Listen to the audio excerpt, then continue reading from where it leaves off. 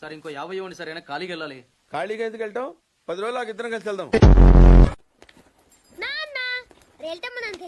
తెచ్చాను రా, railway station platform ఉంది, తెచ్చుకో.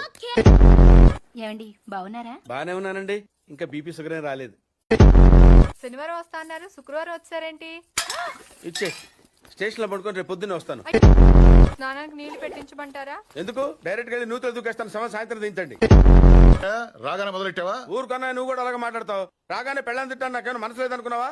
వచ్చి ఆల్రెడీ 5 నిమిషాలు అయింది. సారీ అమ్మా, మొన్న ఎంగేజ్మెంట్ కి రాలేకపోయాను. పెళ్లి కొడుకు యావరేజ్ అంటే కదా. వీడు పారిపోయిన తర్వాత నీకు పెళ్లి అయింది. ఇంకా నయం, వచ్చిన తర్వాత శోభనం వల్ల లేదు. అవండి కాఫీ.